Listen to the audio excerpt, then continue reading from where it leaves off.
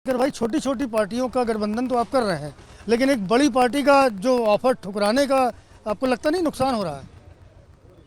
राजनीति नफे नुकसान के लिए थोड़ा ही करते हैं। नफा नुकसान देखते तो फिर राजनीति में नहीं आते।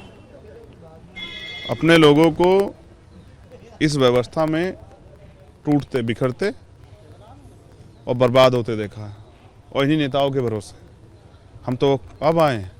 पहला चुनाव लड़ रहे हैं, सारे नेता यहाँ थे। आप ये बताइए 2017 में बीजेपी किसकी वजह से आई? मेरी वजह से? मैं तो नहीं था। 2017 में सब लोग यहाँ थे, क्यों नहीं रोक पाए? मेरी वजह से नहीं। सच ये है कि मुझे एक सीख मिली कि अपनी लड़ाई अपने सहारे से लड़नी पड़ेगी। तो उन्होंने, अब हमने तय किया कि जो सीख उन्होंने दी उसके बाद हम बैसाखियों का सहारा नहीं लेंगे। अब मेहनत से आगे बढ़ेंगे। समय थोड़ा सा लग सकता है, तो अब हमें जनता के बीच में जाना है।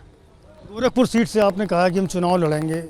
सभी को पता है कि भाजपा का गढ़ है, मुख्यमंत्री योगी आदित्यनाथ चुनाव लड़ने जा रहे हैं, तो ऐसे में चर्चा ये हो रही है कि चंद्रशेखर केवल पब्लिसिटी के चक्कर में गोरखपुर से अपना नाम ऐलान कर रहे हैं।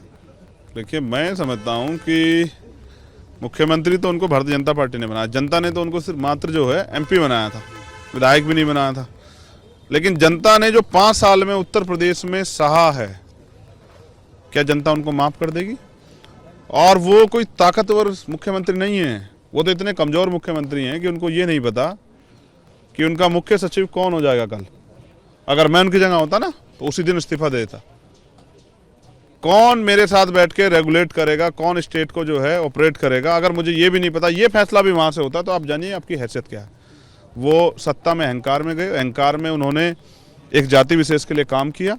उनके माफिया नहीं थे, वो उनके दोस्त थे, उन पर कोई कार्रवाई नहीं हुई। और तमाम लोगों के बाकी उनके घर बुलडोजर भी चले, उनके इनकाउंटर भी हुए। हजारों की संख्या में निर्दोष लोग जिनका कसूर ये था कि उन्होंने उनके खिलाफ आवाज़ उठाई, उनको जेल भेज दिया गया। उत्तर प्रदेश ने हाथरस भी देखा, उन्नाव भी देखा, प्रयागराज भी देखा, और उत्तर प्रदेश ने संगम पे गंगा में तैरती लाशें भी देखी। उत्तर प्रदेश ने वो दिन भी देखा कि जब कोरोना में ऑक्सीजन नहीं मिली, लोगों ने के अपने परिवार को, अपने बच्चों को, अपनी बहन को, माँ को, उनके दम जो है उनके हाथों में टूट गए। लोगों को अस्पताल में बेड नहीं मिला, वेंटिलेटर नहीं मिला। इस 71 साल में इसके लिए कौन जिम्मेदार है? ये तमाम दल जिम्मेदार हैं। और अगर करना था, जिस समय जरूरत थी ना, उस समय मुख्यमंत्री बिहार में प्रचार कर रहे थे। तो जिनका अंतिम उद्देश्य सिर्फ सत्ता में रहना है, सरकार बनानी है, जनता के पास भी उनके खिलाफ कुछ उद्देश्य हैं, और जनता चुनाव में वो दिखाएगी। गोरखपुर से तो आप खुद चुनाव लड़ने जा रहे हैं, करहल से किसको उतार रहे हैं? देखिए, मैंने गोरखपुर का निर्णय भी पार्टी पे छोड़ा था, और करहल का निर्णय भी जो है वो कोर कमेटी पे था। आज जैसे मेरे पास सवाल आया तो मैंने कहा कि हम पार्टी से कहेंगे कि हमारी अपील है कि अखिलेश जी को विधानसभा आने दिया जाए, इसलिए उनके खिलाफ प्रत्याशी ना लड़ाया जाए। मतलब कहीं ना कहीं दिल में अभी जगह बची है, कोई सॉफ्ट कॉर्नर है अखिलेश यादव? लड़ाई उनसे कभी थी नहीं ना भाई। मैं तो उनका धन्यवाद, मैं